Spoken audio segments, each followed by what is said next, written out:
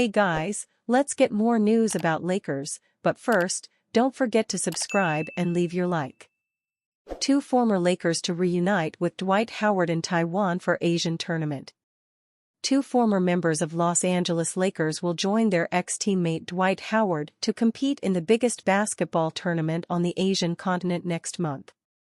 Shams Charania of The Athletic has reported that currently non-active NBA players DeMarcus Cousins and Quinn Cook are headed to Taiwan to join Howard, who has established himself as a prominent figure in the Taiwan League. 2020 Lakers reunion: DeMarcus Cousins, Dwight Howard and Quinn Cook will play together on the Taiwan Mustangs in the Asian tournament in July, sources say. Howard serves as a player and part owner of the Taiwan League. Cousins officially retired from the NBA in February 2024, which he made clear while speaking with USA Today's Hoops Hype. "I know I've had my time there," Cousins said. "There was a point where I was trying to make that happen, but the place I'm in my life now, just with everything I've got going on just outside of basketball, like I'm in a good place.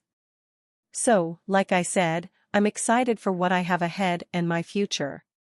You know, my 12 years in the league were a small chapter or chapters in my life, and I'm ready to move on to the next and see what's in store for me." Cousins last played in the NBA 2 years ago as a member of the Milwaukee Bucks and Denver Nuggets during the 2021-22 campaign. Cousins joined the Lakers for the 2019-20 season, reuniting with former New Orleans Pelicans teammate Anthony Davis. However, Cousins tore his ACL and sat out the entire COVID-interrupted campaign. Los Angeles went on to win the title in the bubble that season, which earned Cousins a championship ring. For his career, Cousins averaged 19.6 points, 10.2 rebounds, 3 assists, 1.3 steals and 1.1 blocks across 654 career games that included 561 starts. Cousins is not entirely unfamiliar with basketball in Taiwan either, as he played for the Taiwan Beer Leopards in 2024 following a stint in Puerto Rico in 2023. "My time in Taiwan was incredible. I met some really nice and genuine people, and that's a rare thing given the times we live in now," Cousins told Hoops Hype. "Just the culture, the way they carry themselves, the hospitality. This game has taken me all over the world. I'm really blessed." Getty Quinn Cook, formerly of the Los Angeles Lakers, defending Dante Exum, formerly of the Cleveland Cavaliers. As for Cook, he last played in the association during the 2020-21 season as a member of the Cleveland Cavaliers. Cook was also a member of the 2019-20 Lakers championship team, appearing in 44 regular season games. He averaged 5.1 points, 1.2 rebounds, and 1.1 assists that year.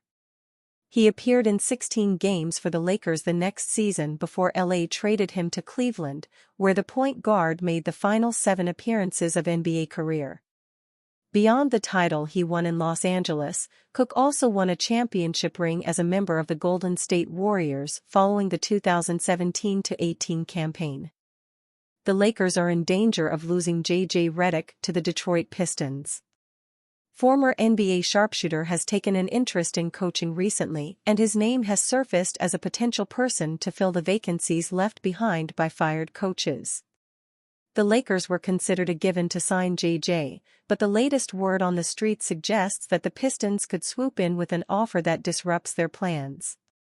James Borrego could be a name to watch, league sources told Yahoo Sports, as well as ESPN analyst J.J. Redick, wrote Vincent Goodwill. Redick is currently a prime candidate for the Lakers' job, so it isn't known how much traction Detroit could actually gain. The Pistons are fresh off the firing of their former coach, Monty Williams, who was brought in just last summer and given a historic contract worth 6 years, $78.5 million. But after leading the Pistons to an abysmal 14-68 record, which included an NBA record 28-game losing streak, experts began to question if he even wanted the job at all. When the team's new president, Trajan Langdon, was given full control this summer, he had the ultimate green light to make this call, and he chose to move from Williams after just one season to try his own choice for the position. So far, the list of candidates is pretty short, but both of the Lakers' top choices, James Borrego and J.J. Redick, are people they will consider for the job. Nobody knows what Redick is looking for in his first head coaching gig, but one has to imagine that he'd sooner link up with LeBron James and the Lakers than hitch his wagon to the Detroit Pistons, who are headed nowhere in the Eastern Conference. Then again, being coach of the Pistons comes with a lot less pressure than the Lakers, and JJ might just thrive in an environment where he has full control over what happens on the court and behind the scenes. The Lakers are still reeling over being rejected by UConn coach Dan Hurley, and he was clearly among their top choices for the job. But with him off the board now, and still no clear choice in sight, the Lakers are starting to feel some major pressure to push this process along. Unsurprisingly, Redick has once again emerged as the top candidate for the Lakers, but there are reports that he may not want to deal with the Lakers' drama. If so, they may want to heed Stephen A. Smith's advice and bring in 52-year-old Monty Williams for an interview. I know we've been talking a lot about J.J. Redick. With Monty Williams available, that is a situation the Los Angeles Lakers should look at, said Stephen A. I'm rooting for Jeannie Buss to find the right person for the job. The Lakers have cycled through coaches at an alarming rate, and it's no wonder why the front office is desperate to find one that sticks. In what could be the last stretch of LeBron's career, they need someone who can get results right away while also building toward the future. Williams, who coached for the Suns and Pistons, doesn't have the best track record right now, but there was a time when he was leading a veteran group in the finals. If he can tap into that for the Lakers, he could make a huge difference for them. Of course, with just a few weeks to go before free agency, the Lakers are on the clock to get it together, and if they begin next month without a man in the locker room, it will make it much harder to bring any new players to the Lakers. Latest Lakers mock draft selection shows shades of Miles Turner.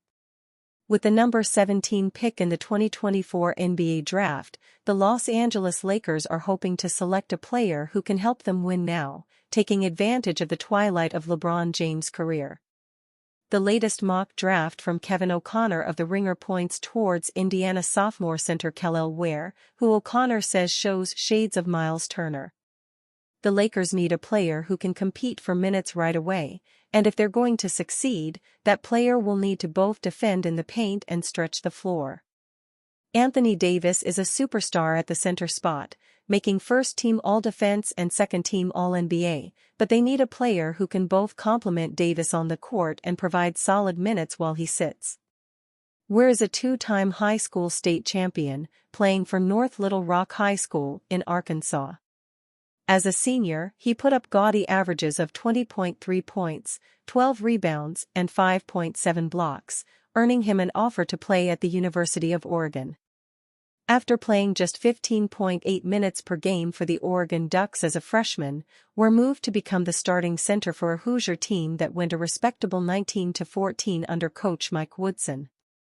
College numbers don't always translate to NBA success, but the 6'11" Ware did a solid job for Indiana in 2023-24, averaging 15.9 points, 9.9 rebounds, and 1.9 blocks while shooting a robust 42.5% from the three-point line, albeit on just 1.3 attempts per game.